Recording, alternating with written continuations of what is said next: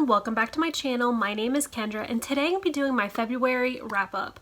I had a okay month, I guess you could say. I read a couple really great books, and then I also read a couple of okay books, not that great, and then I also DNF'd a couple books, so it was just all over the place for February. So I ended up reading 7 books total, and then I ended up DNFing 2 books, and that is a total of 2,534 pages that I read.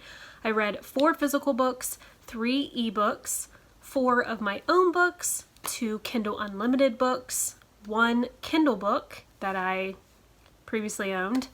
They were all 7 female authors. 6 of them were adult books, 1 of them was a YA book. I read 4 romance books, 1 contemporary, 1 thriller, and then 1 historical fiction.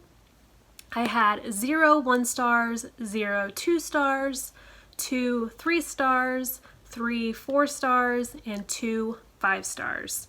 So I'm going to go in the order from my least favorite to my favorite. So first I'm going to go over the DNFs, and I'm just going to briefly talk about them really quick. The first DNF I had was Me Without You by Kelly Rimmer. This one, I was just not connecting with the female heroine, Lila. She was very, very unlikable, and I just didn't like her, and like what she was doing at the very beginning of the book, like she was walking around in public with no shoes on, and that was just what she did, and I don't know, that's just not me. I didn't like that, especially when you're in public transportation. Like, that's absolutely disgusting. So yeah, she wasn't a likable she was a unlikable character anyway, so I decided that I just was not going to finish this one, and I put it down. And then the other DNF book that I had was This Is Not How It Ends by Rochelle B. Winston. This one also had another unlikable character in it. It was the hero. I don't even remember his name now.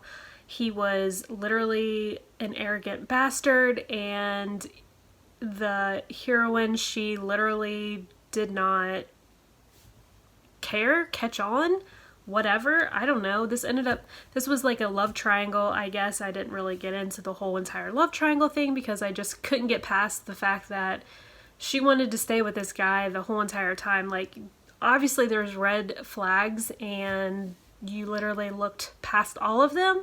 So didn't really feel like reading about unlikable characters. Like I said, I read both of those, well, I started both of them back to back, and it's actually a bummer I didn't finish this one because I really was looking forward to it. So, oh well, there's other way better books out there in the world to read, so it is what it is. Now I'm going to talk about Darling Rose Gold by Stephanie Warbell. I gave this book 3 stars, and I buddy read this one with Nicole at the Girly Girl Bookworm, and this is about Rose Gold. When she was growing up, she was always sick, and the doctors could never find out what was wrong with her, but come to find out, her mother was actually poisoning her, and then her mother ended up going to prison for abusing Rose Gold, and then after 5 years she ends up getting out, and she goes and lives with her daughter when she gets out of prison. What I did not like about this book is it was a direct retelling of the true crime Gypsy Rose, and I feel like if the synopsis would have said this was inspired by a true story, I felt like I could have probably been more on board about this book, but it didn't, and it literally was almost the exact same story, which, I mean, it's okay to take some bits of a true story and put into your book, but to have so many factors of being the same, like, I mean, for instance, the true crime story that I'm talking about is Gypsy Rose. The name of the main character in this book was Rose Gold. Like, you couldn't even have a different name. So I didn't like that.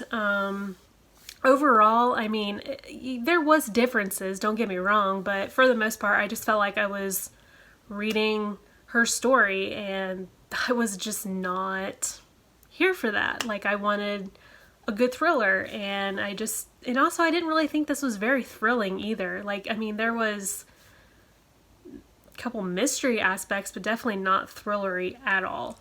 So I was really disappointed in this one. I really wanted to like it. It was one of my most anticipated books of this year, so it's kind of a bummer that I ended up giving it 3 stars and not really liking it. The next book is Making Faces by Amy Harmon. I also gave this book 3 stars, and this is about Fern and Bailey. They are best friends and they are cousins. They grew up together. Bailey has muscle dystrophy, and as he gets older, he, starts losing more of his muscle structure, so he's now in a wheelchair in present day. And then also, when Fern was growing up, she was always told that she was not very pretty, but she also had this crush on a guy named Ambrose. And now present day, they are seniors in high school, and Ambrose is the wrestling star of their school, and Bailey's dad is also the coach for the wrestling team. So Fern and Bailey are always at the different wrestling practices and meets and whatnot. And then 9/11 happens, and they're all in school when this happens. And as time goes on, Ambrose really wants to be a soldier instead of taking his full ride wrestling scholarship that he has. So him and his friends, they end up going to war, and when they are at war, Ambrose is actually the only one that ends up coming back, and he comes back with scars all over his face from an accident that they were all in. But Fern is still waiting on Ambrose when he gets back. So this is a YA novel because it is around high school students, and this one says it was a Beauty and Beast retelling, like a modern day retelling, and I definitely see that because of Ambrose being scarred when he comes back from being in the war, and Fern says that she was this like ugly duckling when she was younger, but throughout this whole book, like that's all they ever harped on was like how ugly Fern was, or how ugly Ambrose was when he got back. And it just got old after a while. Like I understand the concept of, when you get back from war and, you have a face deformity and then, you're trying to fit in again. I understand that. But it was the Fern, like she was always just saying how ugly she was. It's like, girl, like get some self-confidence and, learn to love yourself. So I thought that was very naive, I guess. I don't know. It was really annoying, to be honest. But also, I really wish there was more of a grief factor because of when Ambrose's friends, they all died and he was the only one that came back. I think that if there was more of that in the book, I could maybe connected more with these characters. And then also how Fern waited on Ambrose for years, and I just felt like she was so immature, because how can you wait on someone that long when you really didn't have a romantic connection anyway, but yet you're waiting on him? I don't know. Didn't like that either. Their relationship was very odd. I didn't connect well at all to their relationship. However, I really loved Bailey. He was a great character, and he was like literally the only character I liked in this book. So overall, I was not a fan of this book, and it's a real bummer because I've read another Amy Harmon book and really liked it. So I don't know, I guess it's a hit or miss for me. And I know this has a lot of really high ratings on Goodreads, but I'm definitely a minority in this one, so I don't know. I just wasn't a big fan of this book. The next book that I want to talk about is Passion on Park Avenue by Lauren Lane. This is the first book in the Central Park Pact series, and this was our February book for Book Talks After Dark that I do with Shelby at Shelby Taggart Reads, and our guest host for February was Avery at Avery Loves Books.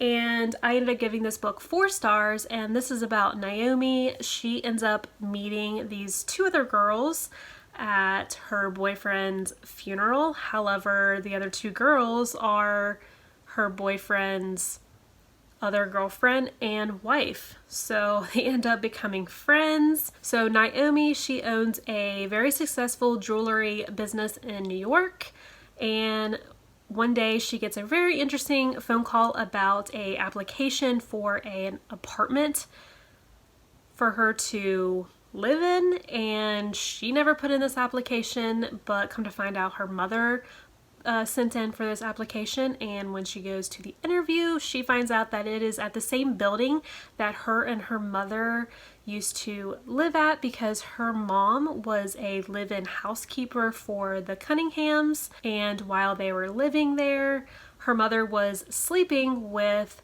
Mr. Cunningham, Walter, and when the wife finds out, she ends up kicking Naomi and her mom both to the curb, and they become homeless. And the Cunninghams also had a son named Oliver, and now Oliver is her new neighbor. I thought this book was a lot of fun, and I really thought it was interesting how Naomi met those 2 other girls. I would have to say that if my boyfriend, fiance, husband, whatever, had other girlfriends or wives, I definitely don't think I would be friends with them. However, I mean, they are kind of all in the same situation, but I don't think I could do that. But I liked how they all became friends and they could actually relate with each other, so I really liked that about their friendship.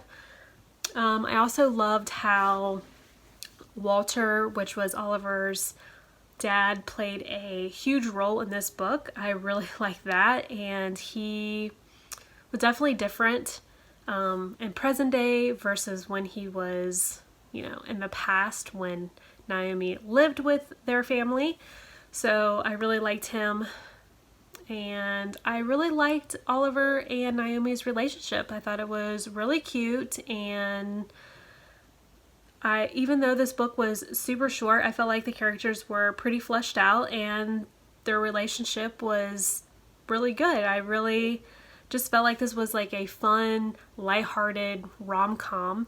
It was nothing too serious, and I really enjoyed reading this one. So I'm definitely excited to continue this series, and I know that the next couple books are going to be about Claire and Audrey, which is her 2 friends that she made, and I'm definitely excited to read about their relationships. So yeah, if you're looking for a lighthearted rom-com, I definitely recommend picking this one up. The next book that I'm going to talk about is Gilded Lily by Stacey Hart. This is the 2nd book in the Bennett Brothers series, and I gave this book 4 stars, and I buddy read this one with Shelby as Shelby Taggart Reads. And this is about Lila. She is one of the event planners for one of the largest planning firms in New York, and she is planning one of the biggest events of the year, and she is living with her very successful fiance, and she thinks she has it all. However, when she comes home one day, she walks in with her fiance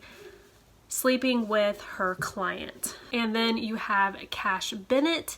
He is the gardener at the local florist, and it is the florist that his family owns. And Cash knows Lila because Lila's sister also works at the florist, and Cash and Lila work close together because Lila uses their florist for her events that she plans, and since Cash is the gardener, they have to work really close together so they get the perfect flowers for all of the events that she plans. And as they are working more together, they end up having a casual fling, and of course it becomes something more. So this book, I really liked this one a whole lot. I read the first book back in the summertime, and I also buddy read that one with Shelby, so we thought that we could buddy read the 2nd book together, and I'm really glad we did. We had a lot to talk about, and I really loved Cash because he was a gardener. I found that so fascinating. I love when books talk about flowers because I like to garden as well, so